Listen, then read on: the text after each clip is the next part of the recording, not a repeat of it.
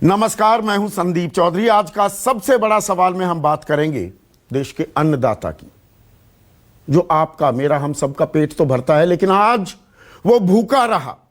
किसान संगठनों ने आज भूख हड़ताल की, उपवास रखा, क्योंकि उनका कहना है कि सरकार उनकी मांगे नहीं मान रही। वो तीनों कृषि कानूनों को चाहते हैं सरकार वापस ले ले। उधर सरकार लगातार संशोधन की बात कर रही है। वो कह रही है हम खुले मन से बातचीत करना चाहते हैं, एमएसपी पर लिखित आश्वासन देने को तैयार हैं। मंडियों और एपीएमसी, नई मंडी जो हैं उनमें लेवल प्लेइंग फील्ड होगी। नए जो कारोबारी आएंगे उनका पंजीकरण जरूरी होगा, उन पर भी टैक्स लगेगा। पराली कानून में ढील कर दी जाएगी। ये 1 साल की सजा, 1 करोड़ का जुर्माना लगने की जो बात है उसे हटा दिया जाएगा। बिजली विधेयक जो है, संशोधन विधेयक, उसमें भी बदलाव करने को सरकार तैयार है, लेकिन किसान मानने को तैयार नहीं है। आज अलग अलग जगहों पर, तस्वीरों के जरिए मैं आपको दिखाऊंगा, अलग अलग जगहों पर किसान भूख हड़ताल पर बैठे। तो दोनों ही पक्ष अपनी अपनी बात पर अड़े हुए हैं। तो रास्ता क्या निकलेगा? कोई रास्ता निकल भी पाएगा क्या? बातचीत के अलावा और कोई तरीका नहीं हो सकता जिससे कोई हल निकले। लेकिन किसान कह रहे हैं पहले कानून वापस लो, तब हम बातचीत करेंगे। सरकार कह रही है आप बातचीत कीजिए, बातचीत करेंगे तो हम जो ये संशोधन लाने की बात कर रहे हैं, जो प्रस्ताव आपको दे रहे हैं, वो हम अमली जामा उसे पहना देंगे। कल देश के कृषि मंत्री नरेंद्र तोमर ने मुझसे खास बातचीत में इस बात को फिर से दोहराया कि हम संशोधन ले आएंगे, पहले किसान बातचीत करें, तैयार हो जाएं इन प्रस्तावों के लिए। लेकिन अब इस पर राजनीति भी हावी हो रही है। आज अरविंद केजरीवाल भी उपवास करने पहुंच गए। किसानों के समर्थन में वो भूख हड़ताल पर बैठ गए। कांग्रेस और आम आदमी पार्टी के बीच आरोप प्रत्यारोप का दौर भी शुरू हुआ। अरविंद केजरीवाल कहते हैं कि सरकार तो दिल्ली के स्टेडियम्स को किसानों के लिए जेल बनाने पर आमादा थी, लेकिन मैं नहीं माना। इसलिए अच्छा है कि किसान बॉर्डरों पर ही डटे हुए हैं। दिल्ली में आते उनको जेल नुमा स्टेडियम्स में कैद कर लिया जाता। उधर कांग्रेस कह रही है कि केजरीवाल दोहरी रणनीति कर रहे हैं। वो दरअसल सरकार का ही काम कर रहे हैं। जो ये कानून है उन्हें नोटिफाई कर दिया गया है दिल्ली में। अगर इन कानूनों के खिलाफ किसानों के समर्थन में केजरीवाल खड़े होते हैं तो इन कानूनों को नोटिफाई क्यों किया गया? तो आंदोलन भी चल रहा है और सियासत भी चल रही है।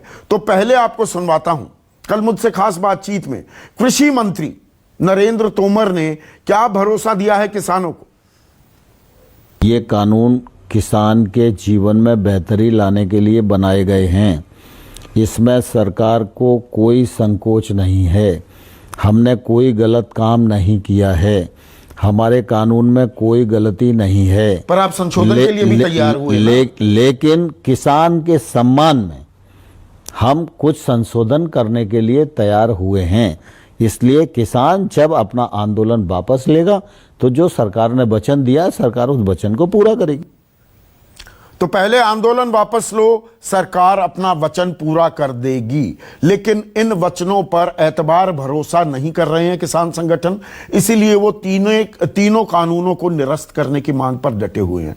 और वो राजनीति किस तरह से हावी हो रही है, अपनी खोई हुई सियासी जमीन या अपनी जमीन बरकरार रखने के लिए जो लड़ाई लड़ी जा रही है, उसकी भी एक वानगी आपको दिखा देता हूं। किसानों की सेवा करने के लिए गए। हमारे कई एमएलए को मैं जानता हूं, हमारे कई नेताओं को मैं जानता हूं। मैंने उनको कह दिया था कोई टोपी पहन के नहीं जाना, कोई झंडा डंडा लेके नहीं जाना, आम आदमी पार्टी का जिक्र नहीं करना।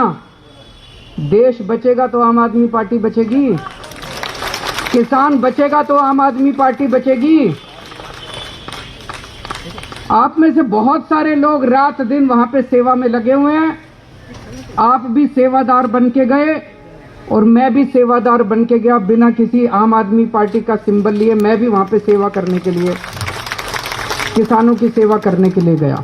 केजरीवाल जी के बारे में तो जो जितना कम बात करे उतना अच्छा है। एक तरफ भूख हड़ताल कहते हैं मैं घर बैठकर करूंगा, दूसरी तरफ मोदी जी के काले कानूनों को नोटिफाई करते हैं।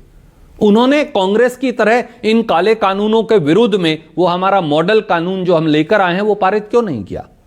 वो इन काले कानूनों को नोटिफाई क्यों कर रहे हैं? वो किसान के साथ खड़े हैं या नरेंद्र मोदी जी के साथ खड़े हैं? इंडिया अगेंस्ट करप्शन में भी यही था, आगे इंडिया अगेंस्ट करप्शन, पीछे बीजेपी और आरएसएस। अब भी यही लगता है कि काले कानूनों के लिए नोटिफाई करके दिल्ली में उन्हें लागू करके मोदी जी की भी तारीफ कर देनी है और इधर किसान के साथ भी खड़े होना है। ये दोगली बातें नहीं चलेंगी। ऐसे में आज का सबसे बड़ा सवाल, किसान पर और कितना घमासान, क्यों नहीं निकलता समाधान? और किसानों के नाम पर केजरीवाल और कांग्रेस में क्यों छिड़ी जंग? चर्चा में मेरे साथ बीजेपी की राष्ट्रीय प्रवक्ता, नौकरशाह रह चुकी हैं अपराजिता सारंगी, उड़ीसा से लोकसभा सांसद हैं। कांग्रेस की राष्ट्रीय प्रवक्ता, पत्रकार रह चुकी हैं, फॉरमोस्ट बिजनेस जर्नलिस्ट थी, सुप्रिया श्रीनेट। हनुमान बेनीवाल राष्ट्रीय लोकतांत्रिक पार्टी के सर्वे सर्वा लोकसभा सांसद हैं, मोदी सरकार को समर्थन दे रहे हैं। हनुमान बेनीवाल मेरे साथ जुड़ गए हैं। किसान नेता युद्धवीर सिंह स्टूडियो में मेरे साथ हैं और संजय सिंह आम आदमी पार्टी के राज्यसभा सांसद भी इस चर्चा में जुड़ने वाले हैं। तो मेरा पहला सवाल युद्धवीर सिंह आप ही से, सरकार, मैंने कल जो बातचीत की है उसका मैंने एक अंश दिखाया। नरेंद्र तोमर कह रहे हैं हमारा मन खुला है, हमारी नीयत साफ है, हमारी नीति साफ है, किसानों का भला करना चाहते हैं, हम संशोधन के लिए भी तैयार हुए क्योंकि हम मान सम्मान रखना चाहते थे किसानों का। वो आए, बातचीत करें, अपना आंदोलन वापस लें, हम इन प्रस्तावों को कानूनी जामा पहना देंगे। आप मानते क्यों नहीं? देखिए, मानने हर आदमी आज इतना दिमाग तो रखता है कि किसकी भाषा क्या।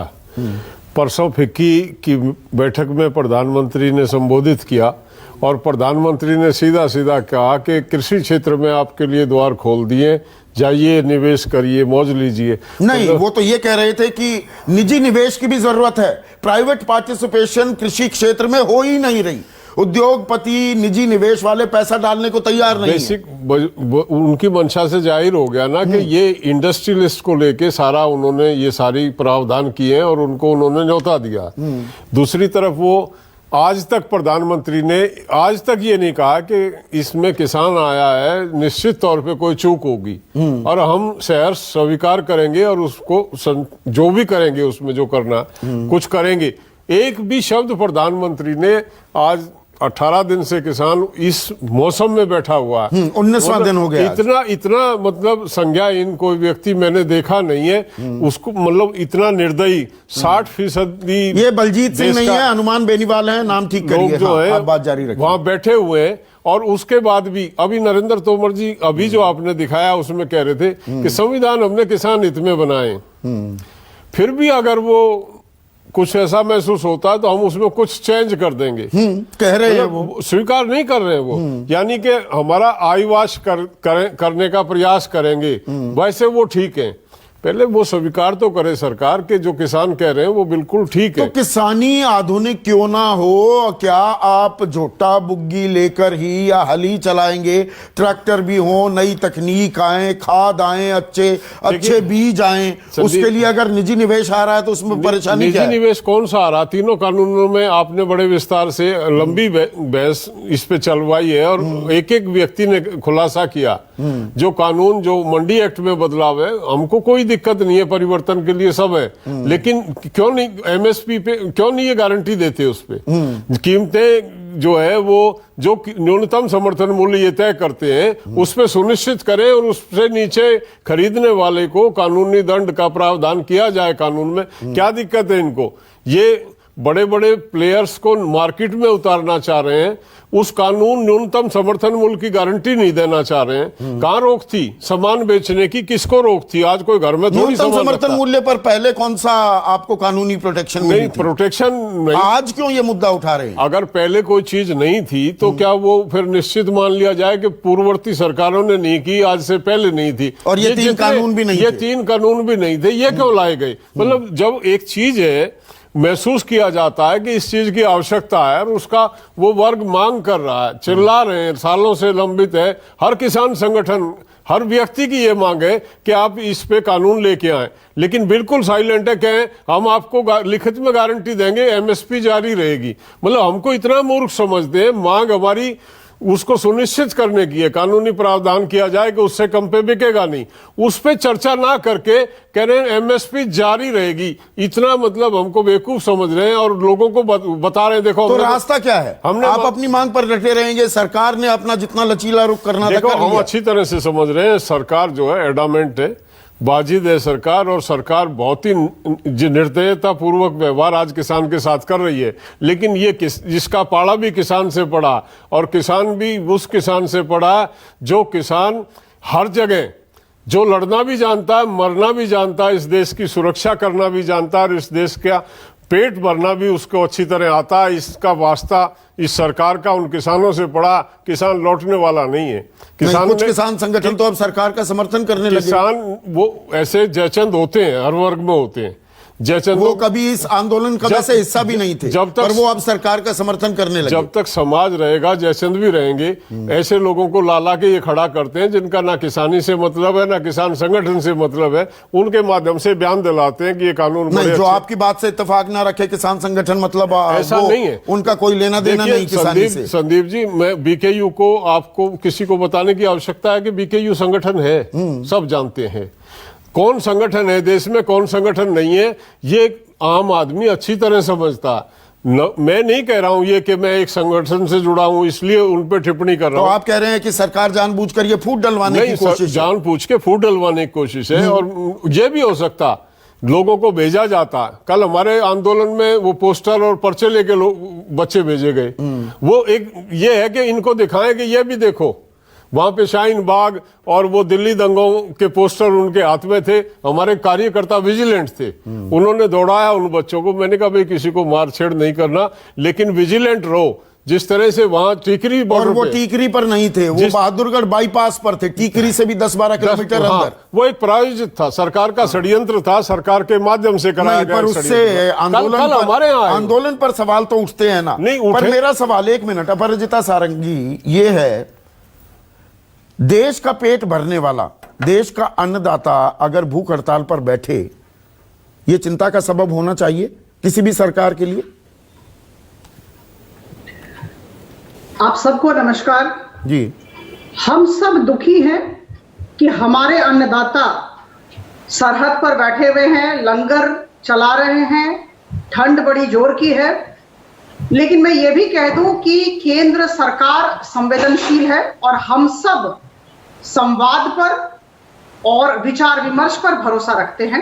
लगातार संवाद चल रहा है और इस संवाद की वजह से आज देखिए 10 किसान संगठन आदरणीय कृषि मंत्री के पास आकर अपना सपोर्ट उन्होंने दिया है। तो जब ऐसी स्थिति है तो मुझे लगता है कि ये उन 32 किसान संगठनों में से एक भी आया जो अगुवाई कर रहा था इस आंदोलन की, या समझने के बाद अपराजिता, जो 32 किसान संगठन है जिन्होंने इस आंदोलन की शुरुआत की, उनमें से एक भी संगठन आया हो या केंद्र सरकार हो, हमारे पास तर्क भी है और तथ्य भी है। मैं प्रोक्योरमेंट की बात कर दूं, मैं थोड़ा तथ्य दे दूं, मुझे थोड़ा, मैं अनुरोध करती हूँ मुझे थोड़ा समय दे लीजिए ना, मुझे समय लीजिए, थोड़ा समय दे। हाँ प्लीज लो। देखिए, मिनिमम सपोर्ट प्राइस की बात है, प्रोक्योरमेंट की बात चल रही है, इस पर एक संदेहास्पद स्थिति बनी हुई है। मन में संदेह है कि प्रोक्योरमेंट होगा कि नहीं, एमएसपी आएगा कि नहीं, एमएसपी उठ गया क्या। मैं आप सबको बता दूं कि पिछले साल खरीफ सीजन में जितना प्रोक्योरमेंट हुआ था 309 लाख मेट्रिक टन, इस बार 12 दिसंबर तक 375 लाख मेट्रिक टन यानी कि 21% अधिक प्रोक्योरमेंट हुआ और मिनिमम सपोर्ट प्राइस दिया गया। और इसमें जितना भी प्रोक्योरमेंट अभी तक हुआ है, धान की का खरीद हुआ है, इसमें मैं आपको सबको बता दूं कि 54% पंजाब में किया गया है। तो मुझे लगता है कि ये निर्मूल है, आधारहीन है। और चलिए, आपने एक आंकड़ा दिया, अब अपराजिता मैं आंकड़ा दे देता हूं, एक दूसरा आंकड़ा भी सुनिए। मैम, आप नौकरशाह रही हैं, देखिए नहीं धारा, ये नहीं मोनोलॉग नहीं, डायलॉग होगा। देखिए डायलॉग होगा। करीबन 10 अपराजिता करोड़ नहीं, किसान हैं, आप मेरी बात तो जिसमें सुनिए। केवल नहीं नहीं नहीं, ऐसे थोड़ा, 0.2% ना ना ना ना ना, मैं लोग बैठे हुए हैं। अपराजिता आवाज जा रही है क्या? ये फोन कट गया है। मैम सुनिए, ऐसे नहीं, धारा प्रवाह नहीं, मैंने आपका आंकड़ा सुना ना। आपने कहा खरीफ की रिकॉर्ड प्रोक्योरमेंट हुई है। बताएं संदीप जी, बोले। हाँ अब सुनिए, बिल्कुल आपका वाजिब आंकड़ा है, रिकॉर्ड प्रोक्योरमेंट हुई है, लेकिन क्या किसानों को, हर किसान को न्यूनतम समर्थन मूल्य मिल रहा है? रिकॉर्ड प्रोक्योरमेंट एक आंकड़ा है, वो अपनी जगह दुरुस्त है, आपने जो आंकड़ा दिया। मक्का 1850 रुपए की 900 रुपए में बिक रही है कि नहीं बिक रही? धान 1868 रुपए का 1100-1200 रुपए में बिक रहा है कि नहीं? कपास 5515 रुपए की 3200 रुपए में बिक रही है कि नहीं? मूंग 7219 रुपए की 4200-4500 रुपए में बिक रही है कि नहीं? सवाल यह है मैम, यही आशंका है किसानों की। मैं बता दूं, मिनिमम सपोर्ट प्राइस का नोटिफिकेशन हुआ, राज्य सरकार इसे कार्यान्वित करते हैं। राज्य सरकार को लिखित आकार में कृषि मंत्रालय से चिट्ठी गई कि मिनिमम सपोर्ट प्राइस हमारे किसानों को मिले, और राज्य सरकार का काम है इसकी मॉनिटरिंग करे और सुनिश्चित करे कि मिनिमम सपोर्ट प्राइस हमारे सारे किसानों को ठीक ढंग से मिलता है। तो मुझे लगता है कि राज्य सरकार को पूरा सपोर्ट दिया जा रहा है, पूरा सहयोग दिया जा रहा है, और हम लोगों ने मिनिमम सपोर्ट प्राइस अनाउंस किया। राज्य सरकार का काम है इसे सुनिश्चित करना। तो राज्य सरकारों की जिम्मेदारी हो गई, तो एग्रीकल्चर वैसे भी स्टेट सब्जेक्ट है, राज्य सरकारों को करने देते। बहुत से राज्य सरकार एपीएमसी हटा भी रहे थे, उन्हें करने देते, तो फिर व्हाट वाज द टीयरिंग हरी कि आप पहले अध्यादेश लेकर आती हैं जून 5 को, और फिर ध्वनि मत से बिना पार्लियामेंट की स्टैंडिंग कमेटी को भेजे, बिना विचार विमर्श किए इसे कानून का जामा पहना देती हैं। इसे नहीं, गलत बात है ये। कैसे बताइए, कैसे गलत है? मैं आपको बता दूं, करीबन 93 लाख फार्मर्स को पूछा गया था। 93 लाख ये किसने कब पूछा? किया गया था। किसने ये कब कृषि पूछा? मंत्रालय का तथ्य है जो मैं आपके समक्ष रख रही हूँ। किसका तथ्य है? और जब ये किसका तथ्य है मैम? ये 93 लाख का तथ्य किसका है? मैं में थी, मुझे आप बोलने दे संदीप नहीं, जी। किसका तथ्य मैं जानना चाहता हूं। 93 लाखों लोगों की राय ली, वो कौन थे 93 लाख? किसने राय ली थी ये? मैं वही बताना चाह रही हूँ, मुझे थोड़ा 30 सेकंड दें आप। हाँ। वक्त दें। देखिए ऐसा है कि जब 5 जून 2020 को ऑर्डिनेंस आया, उसके बाद 14 सितंबर 2020 को लोकसभा में ये तीनों बिल आगत हुए, और इस पर मैं लोकसभा की सदस्य हूं। 3 दिन तक, देर रात तक इस पर विचार विमर्श हुए। ऐसा कह देना कि वॉइस वोट से इसे पारित कर दिया गया, बिल्कुल पार्लियामेंट्री स्टैंडिंग कमेटी में गया, बातचीत हुई। संसदीय प्रणाली है एक समीक्षा की किसी भी चीज की, स्टैंडिंग कमेटी में गई। वो को भेजने की जरूरत किन पार्टियों को बुलाया आपने विचार विमर्श के लिए? कितने किसान संगठनों को बुलाया? सवाल यही तो है। जब कोई भी मंत्रालय, मैं आपको बता दूं, जो मेरा छोटा अनुभव है, मैं आपको बता दूं, उसके आधार पर होमवर्क करके ही कृषि मंत्रालय ने पार्लियामेंट को भेजा इसे पारित करने के लिए। और क्या होमवर्क हुआ था? सारे स्टेक होल्डर्स के साथ कंसल्टेशन हुए थे, राज्य सरकारों के साथ कंसल्टेशन हुआ था, 93 लाख किसानों के साथ कंसल्टेशन। कौन से 93 लाख किसान थे? इस सवाल का जवाब नहीं दिया आपने। वो कौन से 93 लाख किसान थे? आप थे क्या उन 93 लाख में? युद्धवीर सिंह, देखिए, बोलने में कोई फर्क नहीं पड़ता। ये जो प्रवक्ता जो बीजेपी की कह रही हैं, आप जो है, आपने कहा कि राज्य सरकार का काम है वो देखे। मैं 1 मिनट 93 लाख पर ही रहता हूं। अपराजिता, आप अपना 93 लाख कौन कौन किस किस इलाके के ये किसान थे? आप पंजाब, हरियाणा, वेस्टर्न यूपी और बाकी जितने भी राज्य सरकारों की कल्पना की जा सकती है, दक्षिण, उत्तर, पश्चिम, सब जगह के किसानों से बातचीत की गई। और इसके बाद ये तथ्य अगर आपको चाहिए तो इसे हम उपलब्ध करा देंगे। नहीं, बिल्कुल चाहिए। ये तथ्य क्यों नहीं चाहिए? ये बड़ा क्लेम है आपका। 18 करोड़ देश में किसान हैं, उनमें से 93 लाख की आपने अगर राय ली है तो ये एक बड़ा दावा है। हनुमान बेनीवाल, आप सांसद हैं, किसान परिवार से ही आते हैं और सरकार को समर्थन दे रहे हैं। आपकी राय ली गई थी क्या? आप भी इन 93 लाख किसानों में थे क्या?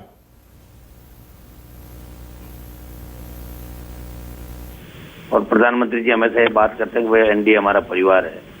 कम से कम इन कृषि बिलों के बारे में हमें अगर कोई फोन करके भी पूछ लेता तो भी हम मान लेते हैं। आपसे राय नहीं ली गई? कोई राय नहीं ली। नहीं, राय छोड़ो, मुझे तो लोकसभा के अंदर जिस दिन बिल पेश हो रहे थे, पारित हो रहे थे, कोरोना की झूठी रिपोर्ट बता के बाहर और कर दिया 7 दिन तक, और फिर बोल दिया आप आ जाओ, अंदर आ जाओ। क्योंकि अंदर मैं होता तो मैं भी बिलों का विरोध करता अंदर। निश्चित रूप से तीनों बिल किसान विरोधी है, इनसे कोई किसानों का भला नहीं होने वाला। प्रधानमंत्री जी को जिद छोड़नी चाहिए, स्वामीनाथन आयोग की रिपोर्ट लागू करे। देश के किसानों ने इनको 2 बार सत्ता के शिखर पर बिठाया। किसानों के सामने अगर सरकार बैकफुट पे चली जाएगी तो सरकार की कोई बदनामी नहीं होगी।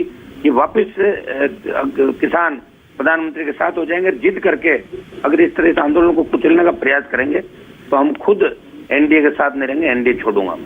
तो कौन कह रहा है? आप छोड़ते क्यों नहीं? अभी धमकी ही क्यों दे रहे हैं? सरकार तो कह रही है कानून किसानों के हित में है और हमने जो संशोधन है इन पर मान जाए तो मान जाए, वरना बात खत्म। परसों मैं संदीप जी 15,000 लोगों के साथ दिल्ली कूच किया था मैंने कोटपुतली से। तब गृह मंत्री जी का टेलीफोन मेरे पास आया था 2 बार कि आप एक बार बात करें हमसे। मैंने कहा बात साहब, किसान संगठन जो देश के अंदर आंदोलन कर रहे हैं उनकी एक ही डिमांड है, जब आप संशोधन पे राजी हो रहे हो इसका मतलब कहीं न कहीं गलती तो सरकार खुद ही मान रही है, तो फिर संशोधन ही आप बिलों को विड्रॉ नहीं नहीं, मैंने कल बात की, हनुमान भाई 1 मिनट रुकिएगा। मैंने कल नरेंद्र तोमर से बात की थी और मैंने कहा कि आप कह रहे हैं हमारे ये कानून मुकम्मल हैं, फिर संशोधन क्यों कर रहे हैं? बोले वो किसानों के मान सम्मान के लिए मैंने संशोधन किए हैं। हमारा कानून, हमारी नीति और नीयत बिल्कुल साफ है और बिल्कुल दुरुस्त है। ये किसानों के मान सम्मान के लिए हम संशोधन करने को तैयार हैं। वो ये नहीं कह रहे हमारे कानूनों में कोई दिक्कत है। संदीप जी, इस मामले में तो प्रधानमंत्री जी का मन बड़ा करके अगर किसानों की मांगे मान के बिलों को विड्रॉ करके और नया एक्ट लेके आए जिसके अंदर मिनिमम जो आपकी एमएसपी है इसको लागू करें, और एमएसपी पे खरीद हो कहाँ रही साहब देश में? आप भी जानते हो, हल्ला ही है खाली एमएसपी पे। भी राजस्थान में जो मूंग खरीदा गया, कितना मूंग खरीदा गया, ये काला है, ये पीला करके भेज दिया वापिस लोगों को मंडियों से। इन तीनों बिलों से मंडियां खत्म हो जाएगी, काला बाजारी बढ़ेगी और किसान विरोधी बिल है तीनों। इन तीनों बिलों को सरकार कहती है ये सिर्फ, कल नरेंद्र तोमर ने मुझसे कहा कि ये सिर्फ पंजाब के किसान आंदोलित हैं। मैंने कहा हरियाणा भी है, राजस्थान है, वेस्टर्न यूपी है। वो कह रहे नहीं, ये पंजाब वालों का ही किया हुआ आंदोलन है और भरमा रहा है विपक्ष। फिर 15,000 लोग जो परसों 15,000 बॉर्डर पे जो मेरे साथ थे वो पंजाब के थे क्या? परसों जो शाहजहांपुर बॉर्डर पे जाम लगाया था वो राजस्थान के किसान थे, पंजाब के किसान नहीं थे। और किसान पूरे देश का एक है, चाहे वो पंजाब का हो, हरियाणा का हो, यूपी का हो, आंध्रा का हो, गुजरात, राजस्थान, कहीं का भी हो। इन बिलों से दिल्ली की सरकार को कोई फायदा नहीं होने वाला। जिद छोड़ के बात करके, ठंड से किसान परेशान हो रहे हैं, कई किसानों ने शहादत दे दी ठंड के अंदर। वहां पे ये आग भड़के नहीं देश के अंदर। तुरंत प्रधानमंत्री जी को बड़ा मन रख के और इनकी मांगे माननी चाहिए किसानों, तुरंत मांगे माने, वरना आप समर्थन वापस लेंगे। पता नहीं पर आप मुहूर्त का क्यों इंतजार कर रहे हैं? संदीप जी कह रहा हूँ छोड़ते क्यों नहीं? छोड़ दूंगा तो 1-2 दिन में क्या फर्क पड़ता था? 2 दिन लेट छोड़ दूंगा। ठीक जब है। मैं निकला हूँ और मांगे नहीं मान, मैं तो खुद जिद्दी आदमी हूँ, पक्का ही छोड़ूंगा। अगर मांगे नहीं मानेंगे तो निश्चित रूप छोड़ दूंगा, एनडी भी छोड़ दूंगा, जरूरत पड़ेगी तो एमपी से भी इस्तीफा दे दूंगा। ठीक है। अब आंदोलन तो जारी है और किसान आज भूख हड़ताल पर भी बैठे, लेकिन सियासत भी जारी है। और अब मैं संजय सिंह और सुप्रिया श्रीनेट को रखिए स्क्रीन पर। संजय सिंह, अब आप किसानों के समर्थन में आज भूख हड़ताल पर भी बैठ गए, आज उपवास भी रखा कि अन्नदाता भूखा है, हम भी आज भूखे रहेंगे। मतलब ये किसानों के प्रति संवेदनशीलता है या वोट बैंक पर निगाहें? तो ये संदीप जी, आप ये कह रहे हैं कि आज बैठ गए। ये आज बैठ गए हम। हिंदुस्तान में जब ये काला कानून पार्लियामेंट के अंदर लाया इस सरकार ने, संदीप जी आवाज ही को कर रही, जरा इसको ठीक करा। मैं करवा रहा हूं ठीक। जब ये काला कानून पार्लियामेंट में लेके आए थे, इस काले कानून के खिलाफ जितनी शरीर में ताकत है, दम है, क्षमता है, पार्लियामेंट के अंदर मैंने इसका विरोध किया था और मैंने माइक तोड़ा था तो पूरी भाजपा ऊपर से लेकर नीचे तक रो रही थी। माइक तोड़ दिया, माइक तोड़ दिया। आज किसानों की हड्डियां तोड़ी जा रही हैं। मुझे तो निलंबित किया गया, इस सरकार को भी निलंबित होना चाहिए। आंसू गैस के गोले छोड़ रहे हैं, पानी की बौछारें कर रहे हैं, मुकदमे लिख रहे हैं, सड़कें खोद रहे हैं, उनको आतंकवादी कह रहे हैं अन्नदाता को। आपने कभी ऐसी कल्पना की थी कि हिंदुस्तान के अनाज पैदा करने वाले लोगों का, पेट भरने वाले लोगों को आतंकवादी कहा जाएगा? कभी किसान ने सपने में भी सोचा था कि ऐसा दिन उनको देखना पड़ेगा, लेकिन इस सरकार में देखना पड़ रहा है। ठीक है, ये और बात आपने संदीप कह जी, दी ना, आप मैंने रोका सारी नहीं। अब डिबेट संजय सिंह, मैंने गलत क्यों दिशा में कहा कर रहे हैं कि अब आप बैठे, मैंने क्यों कहा, आपने अपना उदाहरण तो दे दिया। जब ये मुझे सरकार पूरी ने बात तो कर लेने दीजिए। यही काम पार्लियामेंट में होता है, यही काम आप कर रहे हैं। वहां भी चलिए, अच्छा छोटे दलों बोलिए। को नहीं बोलने देते, यहां भी आप नहीं बोलने दे रहे हैं। चलिए बोलिए। मुझे पूरी बात तो करने दीजिए। हाँ करिए। मैं ये कह रहा हूं संदीप जी कि ये कानून पे बहस जो आप कर रहे हैं वो गलत दिशा में कर रहे हैं। यह कानून देश के किसानों के लिए लाया ही नहीं गया है। यह कानून लाया गया है जिसकी दो लोगों की यह गुलाम सरकार है, अडानी और अंबानी के लिए। और मुझे 1 मिनट दीजिए, मैं समझाता हूं। यह 100 एकड़ जमीन हरियाणा के अंदर, इसका लैंड यूज चेंज करने के लिए, कोल्ड स्टोरेज बनाने के लिए एप्लीकेशन दी जाती है आज से 2.5 साल पहले अडानी के द्वारा। वो एप्लीकेशन खट्टर सरकार रिजेक्ट कर देती है। और 7 मई 2020 को जब देश में लॉकडाउन लगा हुआ था, जब लोग भूखमरी से मर रहे थे, रेलवे ट्रैक पर मर रहे थे, पूरा देश बंद था, उस समय दफ्तर खोल के 7 मई 2020 को जो एप्लीकेशन खट्टर सरकार ने रिजेक्ट की 2.5 साल पहले, 7 मई 2020 को कहा मालिक आइए 100 एकड़ जमीन लीजिए और यहां पे कोल्ड स्टोरेज बनाइए। 7 मई 2020 तारीख याद रखिएगा संदीप जी। और 5 जून 2020 को 100 एकड़ जमीन देने के बाद बड़े जो हमारे देश के प्रधानमंत्री आदरणीय नरेंद्र मोदी जी हैं, उन्होंने कहा मालिक अब आपके लिए दूसरा कानून मैं बना रहा हूं, असीमित भंडारण। अब मेरा सवाल संजय सिंह, ठीक है, मैंने अनइंटरप्टेड टाइम दिया, लेकिन आप इसका असीमित भंडारण संजय सिंह, अब आपने बात कह ली, अब 1 मिनट। कानून किसके लिए है? नहीं तो ये कानून, इस कानून को नोटिफाई क्यों कर दिया? आप जो भूख हड़ताल पर बैठे हैं, संजय सिंह अब बात भी सुनिए, मैंने बीच में बिल्कुल नहीं टोका, पूरा सवाल सुनिए। तो फिर ये कानून नोटिफाई क्यों कर दिया आपने दिल्ली में? ये काले कानून हैं, ये कारोबारियों को फायदा देंगे, किसान को नहीं। दिल्ली में नोटिफाई क्यों हो गए? समझदार आप भी हैं और हम भी हैं। हाँ, इतने समझदार आप भी हैं और हम भी हैं। हाँ। ये काला कानून देश की संसद में अडानी और अंबानी के लिए लाया गया। बहस इस पे कीजिए, बात इस पे कीजिए। दिल्ली में नोटिफाई क्यों कर दिए? कांग्रेस ने छत्तीसगढ़ में, राजस्थान में, पंजाब में कह दिया हम लागू नहीं करेंगे। अब गवर्नर की उनको संस्तुति नहीं मिल रही। हम अन्नदाता का दिया हुआ खाते हैं, इसलिए हमने अनशन किया और आगे भी अनशन करेंगे। नोटिफाई क्यों किए ये कानून? में माइक तोड़ा और आगे भी नोटिफाई क्यों किए? चुपचाप क्यों मान लिया कानून को? अरे चुपचाप, मैंने आपको बताया कि जब देश में लॉकडाउन लगा था 5 जून को अध्यादेश के, मैं दिल्ली की बात कर रहा हूं। दिल्ली में भी सरकार कह सकती थी हम नहीं मानेंगे। केंद्र सरकार के कानून को कोई राज्य सरकार बदल सकती है क्या? छत्तीसगढ़ और राजस्थान और पंजाब में कांग्रेस राजनीति कर रही है क्या? कांग्रेस राजनीति कर रही है क्या? कांग्रेस ने कहा हम नहीं लागू करेंगे, उन्होंने राज्यपाल को भेजी चिट्ठी, वो राज्यपाल ने नहीं दी, उन्होंने विरोध किया, आपने तो नहीं किया। पार्लियामेंट के मेंबर बैठे हैं, अरे 2 एमपी बैठे हैं ना आपके पास इस डिबेट में, पूछे उनसे केंद्र सरकार के किसी कानून को राज्य सरकार परिवर्तित कर सकती है क्या? ठीक है, अब सुप्रिया श्रीनेट, सिर्फ सुप्रिया स्क्रीन पर। सुप्रिया, तो मतलब आंदोलन जारी है, सियासत भी चल रही है क्या? ये उपवास की राजनीति खेली जा रही है?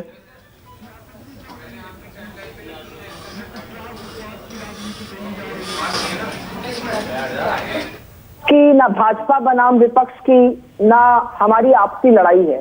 ये देश के 62 करोड़ किसानों की लड़ाई है। और मुझे ऐसा लगता है कि हम सब लोगों को सबसे पहले तो ये स्वीकारना चाहिए कि उनके खिलाफ जो अपमानजनक शब्द कहे गए, उनको खालिस्तानी खट्टर जी ने बुलाया, उनको नक्सलवादी बुलाया पीयूष गोयल ने, उनको माओवादी और अराजक तत्व बुला दिया कानून मंत्री रविशंकर प्रसाद ने, उनको हरियाणा के एक मंत्री ने बोला कि ये तो चाइना और पाकिस्तान के एजेंट हैं। उनको ऐसी कौन सी बातें हैं जो नहीं कही गई, और उस सब के बावजूद वो अपने हक की लड़ाई लड़ रहे हैं। तो सबसे पहले तो उनके जज्बे को सलाम है, उनको किसी राजनीतिक पार्टी की जरूरत नहीं है, वो डटकर अपनी लड़ाई लड़ रहे हैं। सबसे बड़ी बात तो ये है कि आज उस लड़ाई में हम सबका कर्तव्य है उनके साथ खड़े रहना, उनका साथ देना। इस पर कोई सियासत हो नहीं सकती है। दूसरी बात, मैं पूरे सर्वसम्मान के साथ, क्योंकि भाजपा की प्रवक्ता ने ये बात यहाँ पर कही और कई और चैनलों पर ये लोग बार बार ये बात कह रहे हैं 93 लाख एक बहुत बड़ा नंबर होता है। आज तक दुनिया में कोई भी कानून 93 लाख लोगों की सहमति से और उनसे विचार विमर्श करके नहीं बना है। इस नंबर को गलत कोट करना बंद करिए। तीसरी बात, नहीं, वो कह रही हैं वो डिटेल देंगी, उन्होंने प्रॉमिस किया है और वो डिटेल देते ही मैं वो डिटेल यहां पर दिखाऊंगा भी। ये हमारा ओपन ऑफर है, डिटेल दीजिए, हम चलाएंगे पूरा का पूरा कि वो 93 लाख लोग कहां थे और किस दौरान उनसे ये राय ली गई। ये ओपन इन्विटेशन है। अपराजिता सारंगी, एक सेकंड के लिए रोक रहा हूं। सुप्रिया, एक सेकंड के लिए। अपराजिता, आप मुझे डिटेल्स देंगी ना? आपने ये बात कही है, मैंने स्वीकार किया। हाँ, हम इंतजार करेंगे उन डिटेल्स का। आप डिटेल्स दीजिएगा। अब सुप्रिया, आप अपनी बात जारी रखिए। खैर मैं उस बहस में पढ़ना नहीं चाहती क्योंकि वो निराधार बात है, निराधार तथ्य है। दूसरी बात, आज सरकार, क्योंकि 19 दिन हो गए इस कड़ाके की सर्दी में किसान अपने हक की लड़ाई लड़ रहा है। 15 किसान शहीद हो चुके हैं उन बॉर्डर्स पे जहां पर वो बैठे हैं। उनको इतनी बातें सुनाई गई, वाटर कैनन जलाए गए, कटीले तार किए गए, उनके ओढ़ने बिछाने पर, उनके पहनावे पर, उनके खाने तक पर इस सरकार ने और इनके ट्रोल आर्मी ने सवाल उठाए हैं। मेरा सिर्फ एक बात कहने का है कि किसान वो भी है जो अंग्रेजी बोल सकता है और कृषि का काम करता है। किसान वो केवल नहीं है जो फटी धोती पहने और पसीना टपकाए तभी किसान कहलाएगा। मैं एक बात और कहना चाहती हूँ, आज सरकार कहती है हम बातचीत के लिए तैयार हैं, हम तो कानून बदलने के लिए तैयार हैं, लेकिन किसान के सम्मान में आपने गलत कानून बनाए हैं, आपको अंततोगत्वा वो बदलने पड़ेंगे। पर एक बड़ा पर है। एक मिनट। अब सुप्रिया, क्यों आप राजनीति कर रही है? मैं सवाल आपसे क्यों पूछ रहा हूं। और किसानी की जो बात की ना, अंग्रेजी, मेरे पिता किसानी करते हैं, 80 साल की उम्र है, अभी भी अपने खेत में होंगे और जीन्स पहनते हैं और अंग्रेजी, यहाँ पर अंग्रेजी बोलने वालों से बेहतर जानते हैं। बिल्कुल। तो ये किसान की गरीब गुरबा है, अनपढ़ जाहिल है, ये बेकार की बातें हैं, वो दौर जा चुका है। खैर, मैं यही बताना चाह रही हूँ, मैं भी एक किसान की बेटी हूँ। उन्होंने मुझे पढ़ा लिखा के इस काबिल बनाया और वो खुद भी इस काबिल थे कि वो किसी भी लैंग्वेज में किसी से भी कहीं भी बात कर सकते थे। तो ये जो प्रिजम्पशन है ना कि किसान बेचारा एक फटी धोती में, तो घबराती क्यों है सुप्रिया ये बताने में? घबराती क्यों है? मैं तो टाल ठोक कर कहता हूँ, मेरे पिता रिटायर होने के बाद किसानी कर रहे हैं, अभी खेत में होंगे। मैं खुद चाल ठोक के कहती हूँ, घबराने की क्या बात है? मैं बड़े फख्र से कहती हूँ मैं किसान की बेटी हूँ और मैं उन लोगों की सोच पर सवाल उठाती हूँ और उनकी सोच पर मुझे बहुत खराब लगता है जिनको लगता है कि किसान बेचारा हमेशा पसीने से तर, फटी धोती पहनने वाला जो अपनी बात ना बोल सके वो किसान होता है। उन लोगों को अपनी आंख पर अब सवाल पर सुप्रिया, 2019 का आपका घोषणा पत्र, chapter 7.11, we will repeal the APMC and allow free flow, that is imports and exports of food grains.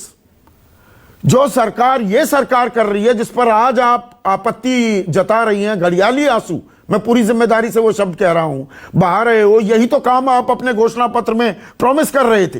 APMC को हटा देंगे, रिपील का मतलब होता है निरस्त कर देंगे।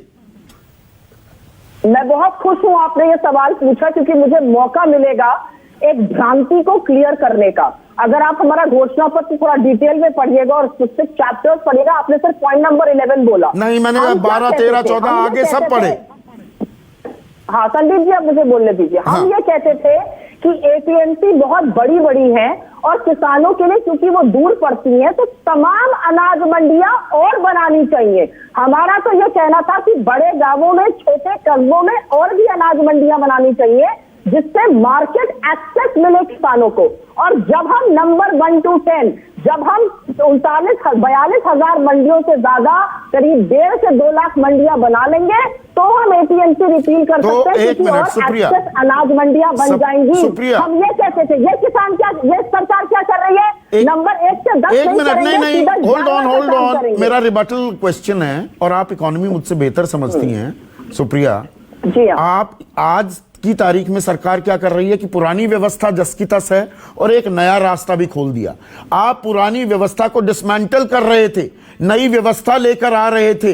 एफपीओज की जो बात कर रहे हैं वो सरकार भी कर रही है, आप तो पूरी नई व्यवस्था लेकर आ रहे थे।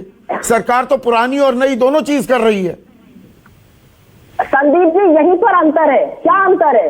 ये सरकार कहती है एपीएमसी पर टैक्स लगा रहेगा और प्राइवेट ट्रेड पर टैक्स नहीं लगेगा। नहीं, उन्होंने आप संशोधन मुझे में एक बात कह दिया बताइए, टैक्स एक तरह लगेगा। से- ना ना ना ना ना, मेरी बात सुनिए। एक सड़क पर गाड़ी चल रही है और बस चल रही है, बस पर टैक्स लगेगा, कार पर नहीं लगेगा। ज्यादा क्या बिकेगा? कार बिकेगी।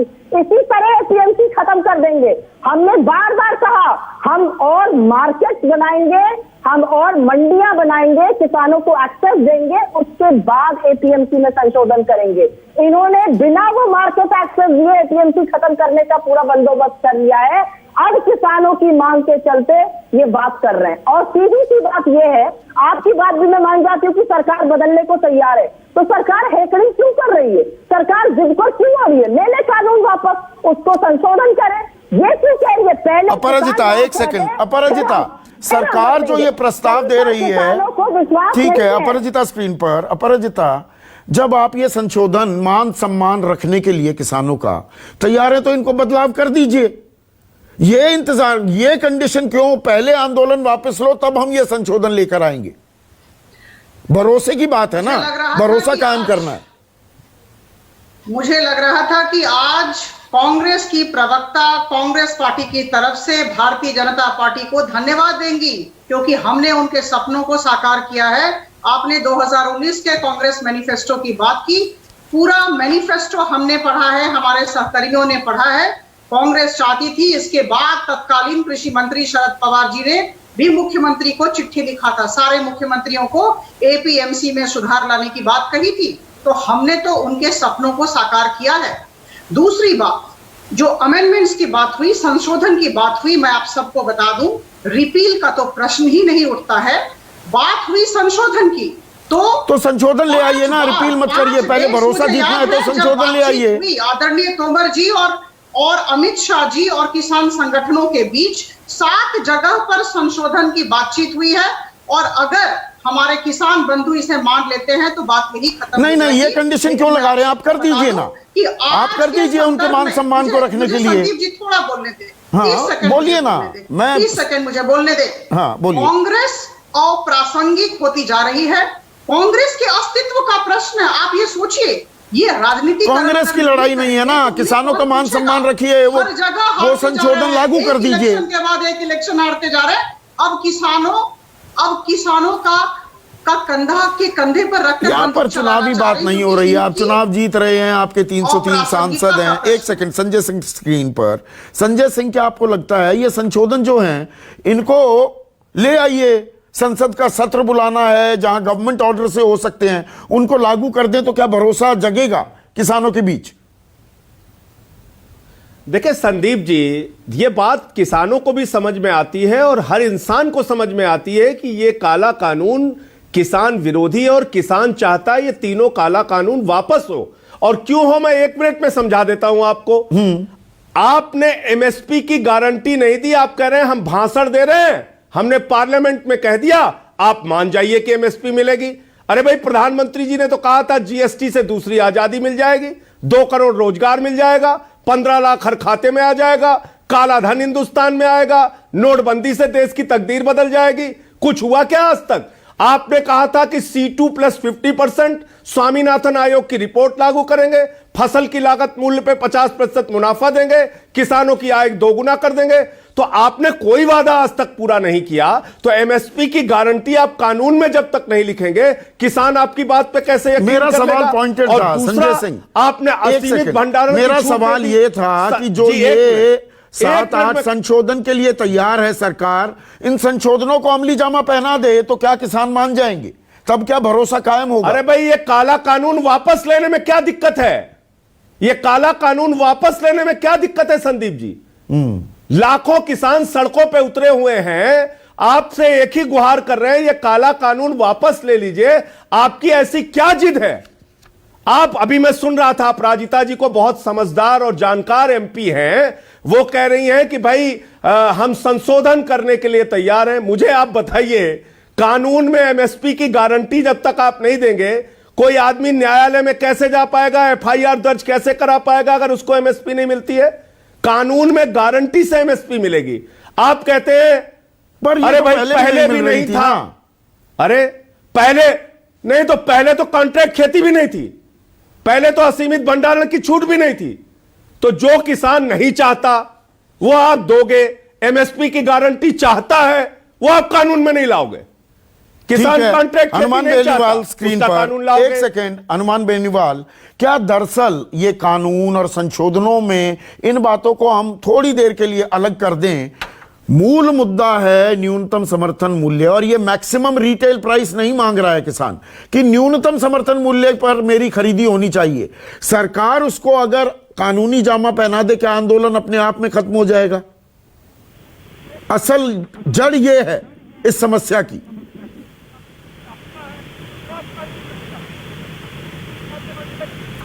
हनुमान बेनीवाल, आपको आवाज आ रही है? सवाल आप ही से था।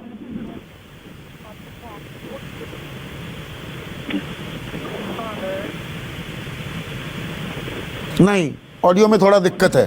युद्ध हनुमान बेनीवाल, आपको आवाज आ रही है?